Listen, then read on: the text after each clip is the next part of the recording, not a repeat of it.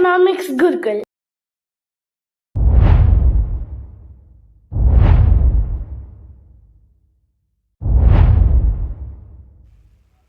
Hi everyone. இன்னைக்கு நம்ம பார்க்க போகிற டாபிக் என்ன அப்படின்னு பார்த்தீங்கன்னா செக்டார்ஸ் ஆஃப் அண்ட் எக்கனாமி. ஏன் இந்த டாப்பிக்கை நாம் படிக்கணும் அப்படின்னா சிபிஎஸ்சியில் மேக்ரோ எக்கனாமிக்ஸில் நேஷ்னல் இன்கம் லெசனை பொறுத்த வரைக்கும் சர்க்குலர் ஃப்ளோ ஆஃப் இன்கம் அப்படின்ற டாபிக் ரொம்ப ரொம்ப இம்பார்ட்டண்டான டாபிக். அந்த டாப்பிக்கை நம்ம படிக்கணும் அப்படின்னா முதல்ல நம்மளுக்கு செக்டார்ஸ்னால் என்னன்னு தெரியணும். இன்னும் சிபிஎஸ்சியில் மேக்ரோ எக்கனாமிக்ஸில் ஃபுல்லாக நம்ம தெரிஞ்சுக்கும் போது நம்ம செக்டார்ஸ்னால் என்னன்றதை தெரிஞ்சாதான் அங்கே நம்மளுக்கு சில செக்டார்ஸை பற்றி சொல்லும்போது புரியும். ஸோ இங்கே நாம் செக்டார்ஸை வந்து பார்த்தீங்கன்னு சொன்னால் எப்படிலாம் பிரிக்கிறோம் அப்படின்னா on the basis of nature of activities, அதாவது என்ன ஆக்டிவிட்டீஸ் பண்ணுறாங்களோ அதோடைய நேச்சரை பொறுத்து நாம் செக்டார்ஸை 3 வகையாக பிரிக்கிறோம். Primary sector, secondary sector, tertiary sector.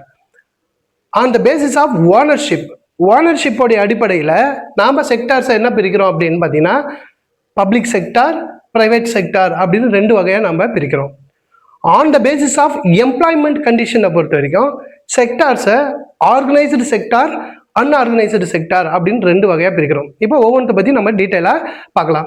First nature of ஆக்டிவிட்டீஸை பொறுத்த வரைக்கும் நாம் primary sector, secondary sector, tertiary sector அப்படின்னு 3 வகையாக பிரிக்கிறோம். இதில் ஃபர்ஸ்ட்டு பிரைமரி செக்டார் அப்படின்றது என்னன்னா activities related to extraction of natural resources, அதாவது இயற்கை வளங்களை எடுக்கிறது. It directly depends upon nature. இது நேரடியாக எதை சார்ந்து இருக்கு அப்படின்னா இயற்கையை சார்ந்து இருக்கு அப்படின்னு நம்ம சொல்றோம். ஏன் அப்படின்னா ஒரு உதாரணம் மூலமா நம்ம பார்க்கலாம். இப்போ மைனிங் சொல்றோம், அதாவது சுரங்கம் தோன்றுறது, இரும்பு எடுக்கிறது, அதாவது அயன் ஓர் எடுக்கிறது, பாக்சைட் எடுக்கிறது, இந்த மாதிரி மினரல்ஸ் எடுக்கிறது எல்லாமே நமக்கு வந்து பார்த்தீங்கன்னா மைனிங் அப்படின்னு நம்ம சொல்கிறோம். இந்த மைனிங் வந்து பார்த்தீங்கன்னா டைரக்ட்லி டிபெண்ட்ஸ் அப்பான் நேச்சர் அப்படின்ற டாபிக் பார்க்கும்போது இது வந்து பார்த்தீங்கன்னு சொன்னால் நம்மளுக்கு பிரைமரி செக்டார் அப்படின்னு நம்ம சொல்கிறோம்.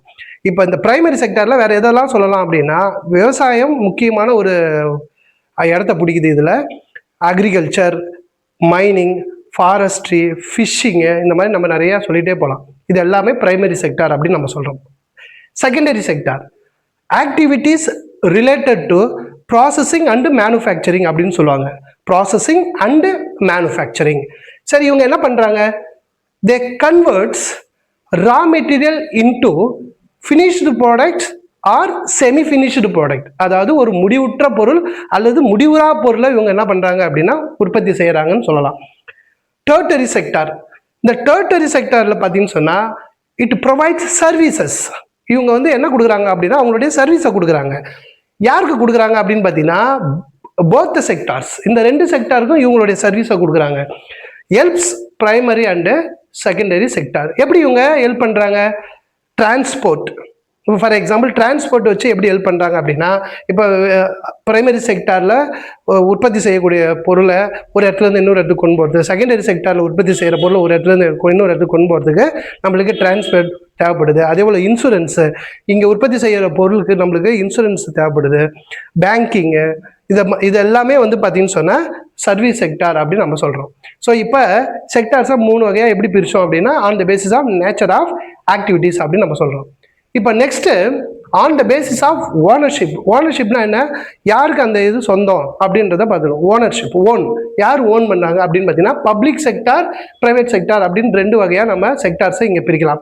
இதில் பப்ளிக் செக்டாரை பொறுத்த வரைக்கும் owned and managed by government, அதாவது இதை யாருக்கு சொந்தம் அப்படின்னு பார்த்தீங்கன்னா கவர்மெண்ட்டுக்கு இது சொந்தம். அதை மேனேஜ் பண்ணுறதும் யாராக இருப்பாங்கன்னா கவர்மெண்ட்டாக தான் இருப்பாங்க.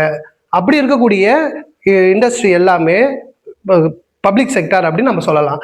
ஒர்க்ஸ் ஃபார் சோஷியல் வெல்ஃபேர், இவங்களுக்கு லாபம் நோக்கம் கிடையாது. இவங்களுடைய நோக்கம் என்ன அப்படின்னு பார்த்தீங்கன்னா மக்களுடைய நலன் தான் இவங்களுடைய முக்கியமான நோக்கம் அப்படின்னு நம்ம சொல்கிறோம். அடுத்தது private sector, owned and managed by, அதாவது இது யாருக்கு சொந்தம் அப்படின்னா ஒரு தனி ஆளுக்கோ இல்லை தனி கம்பெனிக்கோ சொந்தமானதுன்னு சொல்லலாம், இல்லை இண்டிவிஜுவல்ஸ்னு சொல்லுவாங்க, ஆர் கம்பெனிஸ்ன்னு சொல்லுவாங்க, ப்ரைவேட் கம்பெனிஸ் அப்படின்னு சொல்லலாம். அவங்களுக்கு சொந்தமானது ஓன்ட் அண்டு. அதை யார் மேனேஜ் பண்ணுவாங்க அப்படின்னு பார்த்தீங்கன்னா இண்டிவிஜுவல்ஸ் ஆர் ப்ரைவேட் கம்பெனிஸ் அப்படின்னு நம்ம சொல்கிறோம். இவங்களுடைய முக்கியமான நோக்கம் என்னவா இருக்கும் அப்படின்னா இதுக்காக இவங்க இந்த பிஸ்னஸ் பண்ணுறாங்க அப்படின்னு பார்த்தீங்கன்னா அவங்களோட நோக்கம் ப்ராஃபிட் மோட்டிவ் அப்படின்னு நம்ம சொல்கிறோம். அப்போ இங்கே ஓனர்ஷிப் அடிப்படையில் நாம் செக்டார்ஸை 2 வகையாக பிரிக்கிறோம், பப்ளிக் செக்டார், ப்ரைவேட் செக்டார். அடுத்தது on the basis of employment condition, அதாவது வேலை வாய்ப்பு சம்பந்தமாக அதோடைய கண்டிஷனை பொறுத்து செக்டார்ஸை நம்ம எப்படி பிரிக்கிறோம் அப்படின்னா ஆர்கனைஸ்டு செக்டார், அன்ஆர்கனைஸ்டு செக்டார் அப்படின்னு 2 வகையாக பிரிக்கிறோம். இந்த ஆர்கனைஸ்டு செக்டார் அப்படின்னா அது ஆர்கனைஸாக இருக்கிறதுனால அதுக்கு பேர் ஆர்கனைஸ்டு செக்டார். அது எப்படி ஆர்கனைஸ்டு ஆகுது? ஒரு கம்பெனி ஆரம்பிக்கிறாங்க அப்படின்னா அந்த கம்பெனியை முதல்ல கவர்மெண்ட் கிட்ட என்ன பண்ணுறாங்கன்னா ரிஜிஸ்டர் பண்ணுறாங்க. ரிஜிஸ்டர் வித் கவர்மெண்ட்டு ரிஜிஸ்டர் பண்ணி ஒரு லைசன்ஸை என்ன பண்ணிடுறாங்க, வாங்கிடுறாங்க. அடுத்தது இதில் முக்கியமாக நம்ம என்ன சொல்லணும் அப்படின்னு பார்த்தீங்கன்னா இவங்களுக்குன்னு ஒரு ஃபிக்ஸடு ஹவர்ஸ், ஒர்க்கிங் ஹவர்ஸ் இருக்கும். அதே மாதிரி ஒரு ஃபிக்ஸடு சேலரிஸ் இருக்கும். இந்த வேலைக்கு இவ்வளோ சம்பளம் அப்படின்னு ஒரு ஃபிக்ஸடு சேலரி வச்சுருப்பாங்க. இங்கே வேலை செய்கிறவங்களுக்கு ஜாப் செக்யூரிட்டி இருக்கும். அவங்க சோஷியல் செக்யூரிட்டிஸ் கொடுப்பாங்க. யாருக்கு அப்படின்னா அங்கே வேலை செய்கிறவங்களுக்கு. அன்ஆர்கனைஸ்ட் செக்டார் அப்படியே அதுக்கு ஆப்போசிட்னா என்ன, நாட் ரிஜிஸ்டர்ட் வித் கவர்மெண்ட். இவங்க யாருக்கிட்ட ரிஜிஸ்டர் பண்ணியிருக்க மாட்டாங்க அப்படின்னா கவர்மெண்ட்டுக்கிட்ட இவங்களுடைய பிஸ்னஸை ரிஜிஸ்டர் பண்ணியிருக்க மாட்டாங்க.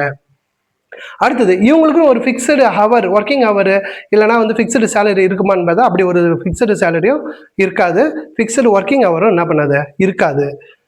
அடுத்தது இவங்களுக்கு இங்கே இந்த மாதிரி வேலை செய்கிறவங்களுக்கு நம்மளுக்கு ஜாப் செக்யூரிட்டி இருக்குமா அப்படின்னு பார்த்தா ஜாப் செக்யூரிட்டி அவங்களுக்கு இருக்காது. ஏன் ஜாப் செக்யூரிட்டினா, ஏன்னா இவங்களுக்குன்னு ஒரு நிரந்தரமான ஒரு வேலை இல்லாது, அதனால அது வந்து ஜாப் செக்யூரிட்டி அவங்களுக்கு என்னது இருக்காது. உதாரணமாக நம்ம என்ன சொல்லலாம் அப்படின்னா ஸ்ட்ரீட் வெண்டார்ஸ் சொல்லலாம். தெருவில் வந்து கடை போடுறவங்க, தள்ளுவண்டியில் கடை போடுறவங்க, இவங்கெல்லாம் சொல்லலாம். அக்ரிகல்ச்சர் கூட சொல்லலாம். அக்ரிகல்ச்சர் கூட ஒரு அன்ஆர்கனைஸ்டு செக்டர் தான். எப்போ வேலை கிடைக்குன்னு சொல்ல முடியாது, அது ரெகுலராக வேலை இல்லை, அந்த மாதிரியான காரணங்களால அதையும் நம்ம என்ன சொல்கிறோம், அன்ஆர்கனைஸ்டு செக்டார் அப்படின்னு நம்ம சொல்கிறோம். ஸோ இப்போ இங்கே நம்ம செக்டார்ஸ் ஆஃப் எக்கனாமி பொதுவாக நம்ம செக்டார்ஸ் அப்படின்னு பார்த்தோன்னா இந்த 3 வகையாக பிரிக்கும். இப்போ அந்த பேசிஸ் ஆஃப் ஓனர்ஷிப்பு, அந்த பேசிஸ் ஆஃப் எம்ப்ளாய்மெண்ட் கண்டிஷன் வச்சு எப்படிலாம் நம்ம செக்டார்ஸை நம்ம பிரிச்சிருக்கிறோம் அப்படின்றத இதில் பார்க்குறோம். இதை தவிர இப்போ சிபிஎஸ்சியோடைய சர்க்குலர் ஃப்ளோ ஆஃப் இன்கம் அப்படின்ற அந்த டாபிக் உள்ள நம்ம போகும்போது செக்டார்ஸை வந்து பார்த்திங்கன்னா வேற ஒரு 4 வகையாக என்ன பண்ணுவாங்க அப்படின்னா பிரிப்பாங்க. அந்த என்னென்ன செக்டார்ஸ் அங்கே பிரிக்க போகிறாங்க, அது ஏன் நம்ம படிக்க போகிறோன்றதை அடுத்த வீடியோவில் நம்ம பார்க்கலாம். தேங்க்யூ.